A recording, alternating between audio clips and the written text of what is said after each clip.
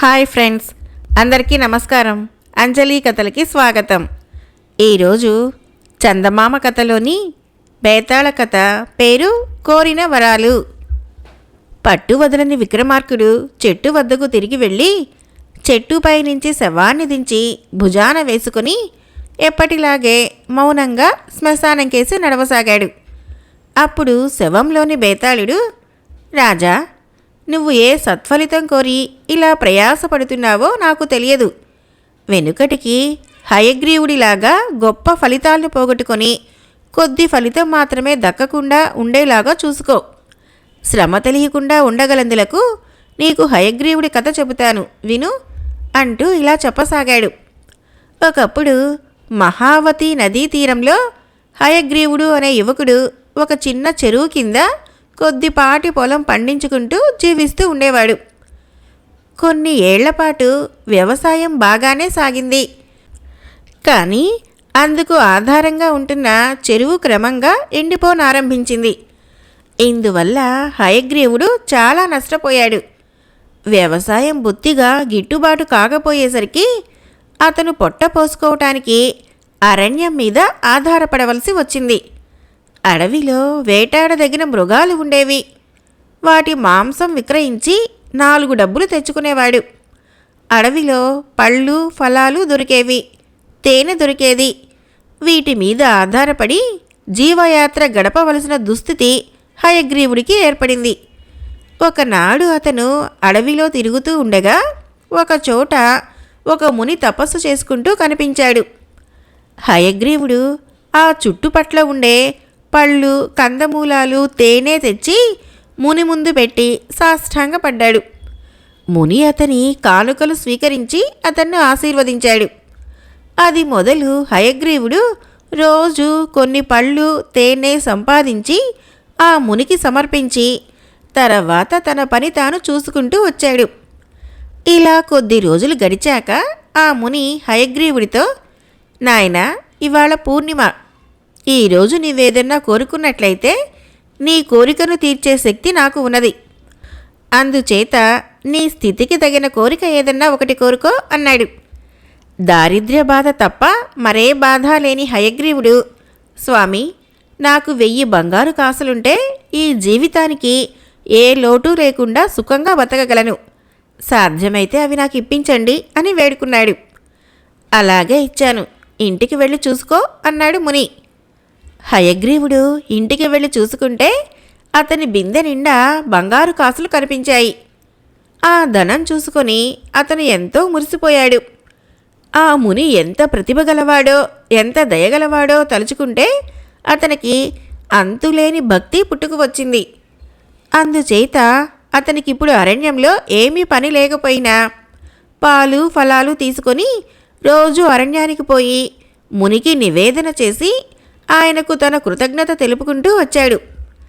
గర్భదరిద్రుడుగా ఉండగా హయగ్రీవుణ్ణి పలకరించిన వారు లేకపోయారు. కానీ అతని దగ్గర అంతులేని ధనం చేరినట్లు తెలియగానే ఊళ్ళో అందరూ అతనికి ఆప్తులయ్యారు.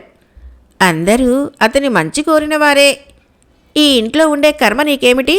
మంచి ఇల్లు కట్టుకో, మంచి బట్టలు కట్టుకో, సుఖంగా ఇంత తిని 10 మందికి పెట్టు. ఖర్చుగాని ధనం వెంట ఉన్నా ఒకటే, నట్టేట ఉన్నా ఒకటే. ఘనంగా బతుకుతున్నావంటే గొప్ప ఇంటి వాళ్ళు నీకు పిల్లనిచ్చి పెళ్లి చేస్తారు. నీ స్థాయి అన్ని విధాలా పెరుగుతుంది అని ఈ ధోరణిలో వాళ్ళు హయగ్రీవుడికి సలహాలిచ్చి అతని చేత డబ్బు ఎడాపెడా ఖర్చు పెట్టించసాగారు. నెల తిరిగింది. హయగ్రీవుడు రోజు అరణ్యానికి వెళ్ళి మునికి కానుకలు సమర్పించుకుంటూనే ఉన్నాడు. ఒక రోజున మళ్ళీ ఆ ముని అతనితో, నాయనా, ఇవాళ పూర్ణిమ. నీకేదైనా కోరిక ఉంటే చెప్పు, నేను తీర్చగలను అన్నాడు. స్వామి, తమ దయ వల్ల నా దారిద్ర్య బాధ తీరింది. మంచి కన్యను పెళ్లాడి సంసార సౌఖ్యం కూడా రుచి చూద్దామని ఉన్నది. మంచి అందము, శుభలక్షణాలు గల కన్య నాకు భార్యగా లభ్యమయ్యేటట్టు అనుగ్రహించినట్టయితే నేను మీకు ఎంతో కృతజ్ఞుని అయి ఉంటాను అన్నాడు హయగ్రీవుడు. అలాగే నాయనా, నీవు ఇంటికి వెళ్లే దారిలో ఈ అరణ్యంలోనే నువ్వు కోరిన కన్య లభిస్తుంది. ఆమెను తీసుకుపోయి పెళ్లి చేసుకో అన్నాడు ముని. ముని చెప్పినట్టే హయగ్రీవుడు తిరిగి వచ్చే దారిలో ఒక చెట్టు కింద ఒక అపురూప సుందరి నిలబడి ఉన్నది. హయగ్రీవుడు ఆమెను పలకరించి, ఎవరు నువ్వు? నీ వాళ్ళు ఎవరు? ఇక్కడ ఎందుకు నిలబడి ఉన్నావు అని ప్రశ్నించాడు. నాకేమీ తెలియవు అన్నది ఆమె. అయితే నా వెంట వచ్చి నన్ను పెళ్లి చేసుకుంటావా అని హయగ్రీవుడు అడిగాడు. అందుకామె సమ్మతించింది. అతను ఆమెను తెచ్చి పెళ్లి చేసుకుని కొంతకాలం పాటు సుఖంగా గడిపాడు.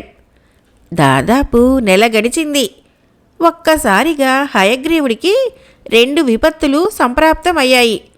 అతని భార్యకు ఏదో జబ్బు చేసి ఎన్ని మందులకు లొంగక చివరకు ఆమె మరణానికి దారితీసింది. అదే సమయంలో దొంగలు పడి అతని దగ్గర మిగిలి ఉన్న బంగారమంతా ఎత్తుకుపోయారు.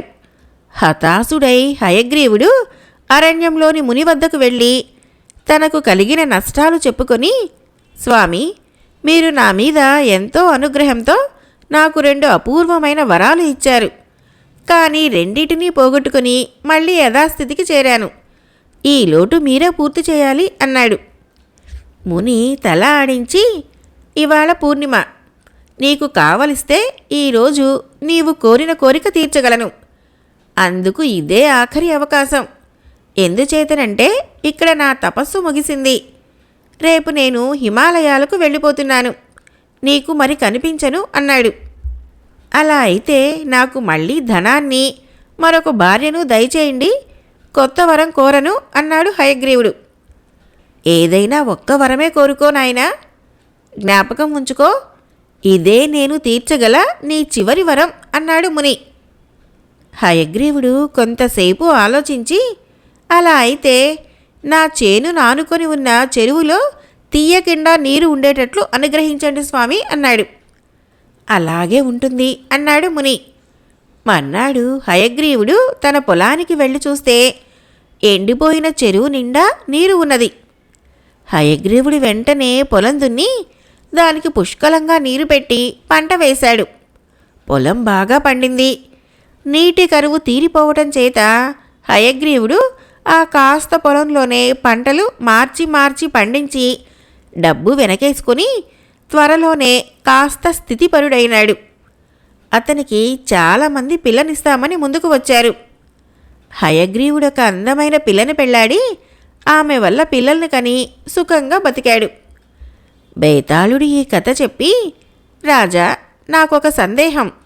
తనకు ధనము, భార్య తప్ప ఇంకేమీ అవసరం లేదన్న హయగ్రీవుడు ఏదో ఒకటే కోరమని ముని అన్నప్పుడు ఆ రెండిటిలో ఏదో ఒకటి కోరక మూడోది ఎందుకు కోరాడు? ఈ ప్రశ్నకు సమాధానం తెలిసి కూడా చెప్పలేకపోయావో నీ తల పగిలిపోతుంది అన్నాడు.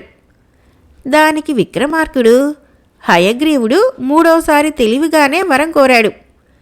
అతను ధనం వల్ల, భార్య వల్ల సుఖం ఎరిగి ఉన్నవాడు కావటం చేత మొదట కొత్త వరం ఏమీ కోరక ఆ రెండింటినే తిరిగి కోరాడు. కానీ ముని తనకు ఒక్క వరం మాత్రమే ఇవ్వగలడని తెలిసినప్పుడు అతను ఆలోచించవలసి వచ్చింది.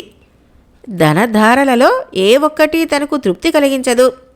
పైగా రెండూ నిలిచేవి కావు. ఆ సంగతి అతనికి అనుభవం ద్వారా తెలిసి వచ్చినదే.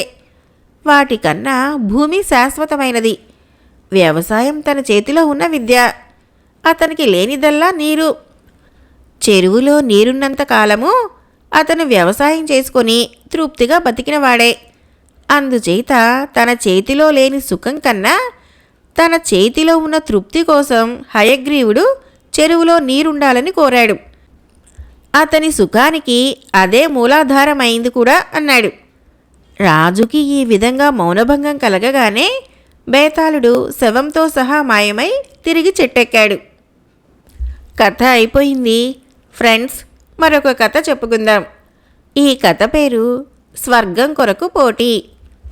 ప్రజాపతి భార్యలలో అతిథి కుమారులైన దేవతలు, దితి కుమారులైన దైత్యులు చిన్నతనం నుంచి కూడా బద్ధవైరులుగా ఉండి అస్తమానము కొట్లాడుకునేవారు.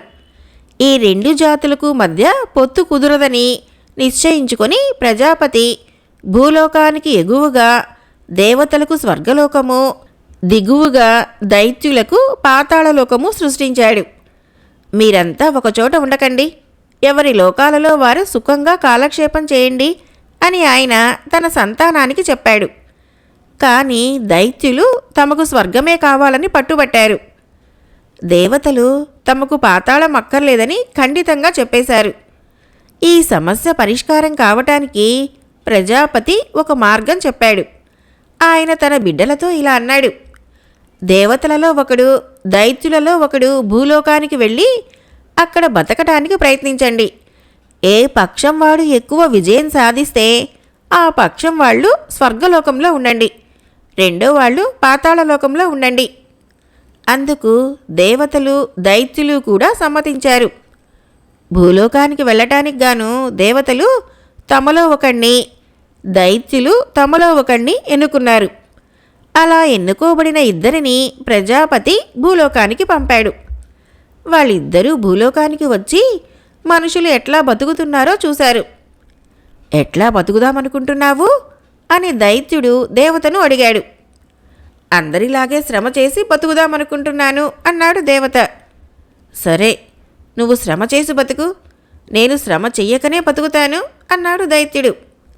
ఇద్దరూ కలిసి ఒక భూస్వామి వద్దకు వెళ్ళి తమకేదన్నా ఒక పని ఇవ్వమని అడిగారు. భూస్వామి ఇద్దరికీ చెరొక నాగలి, 2 జతల ఎద్దులు ఇప్పించి ఒక పెద్ద మడి చూపించి ఇదంతా దున్నండి అని చెప్పాడు. ఇద్దరూ మడి దున్నటం ప్రారంభించారు. కానీ కొద్దిసేపు దున్నినాక దైత్యుడికి విసుగొచ్చింది. అతడు తన ఎద్దులను విప్పి మేయటానికి బీడు మీద వదిలి తాను వెళ్ళి హాయిగా ఒక చెట్టు నీడన పడుకొని సాయంకాలం దాకా నిద్రపోయాడు. దైత్యుడు నిద్ర లేచేసరికి చీకటి పడబోతున్నది.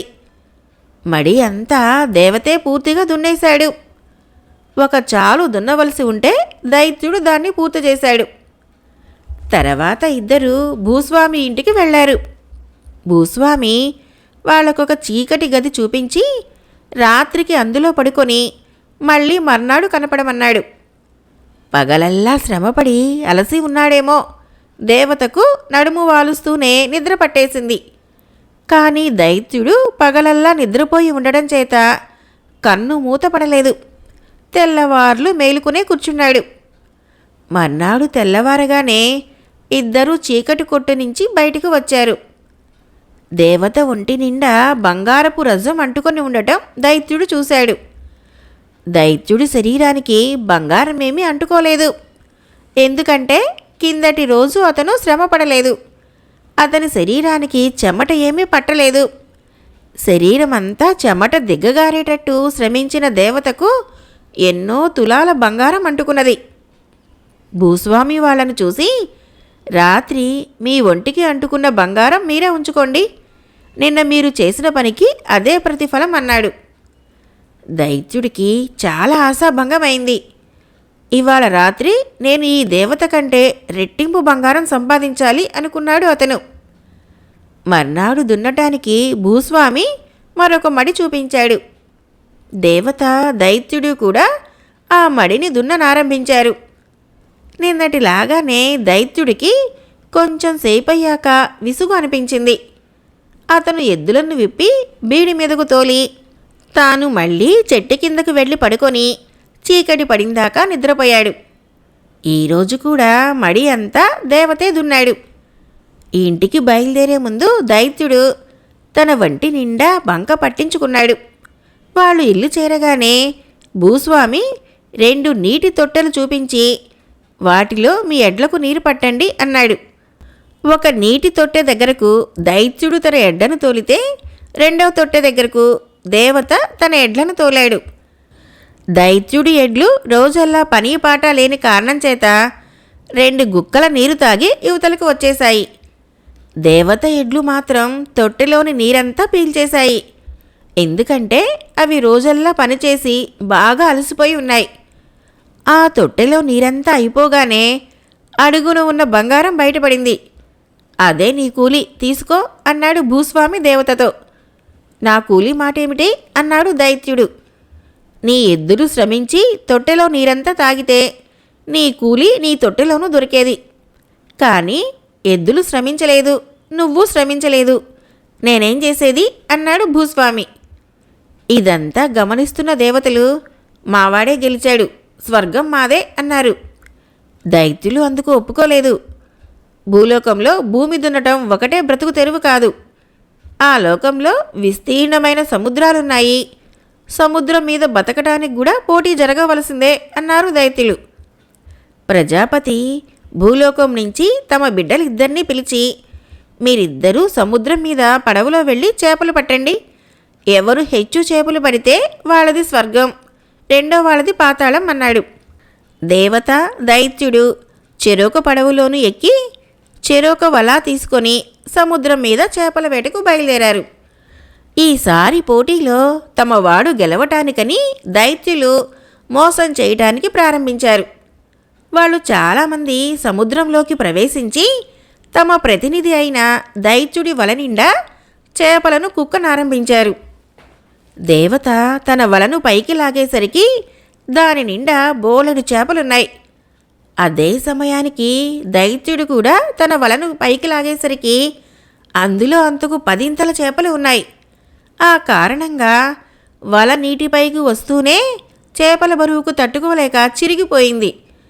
అందులోని చేపలన్నీ మళ్ళీ సముద్రంలో పడిపోయాయి. ఏ విధంగానూ దైత్యులు దేవతల్ని పోటీలో ఓడించలేకపోయారు. అందుచేత స్వర్గము దేవతల నివాస స్థానమైంది. దైత్యులు పాతాళంలో నివాసం ఏర్పాటు చేసుకున్నారు. కథ అయిపోయింది. ఫ్రెండ్స్, నా కథలు నచ్చినట్లయితే మన ఛానల్ని తప్పకుండా సబ్స్క్రైబ్ చేయండి, లైక్ చేయండి, షేర్ చేయండి, మంచి కామెంట్ చేయండి. Thank you.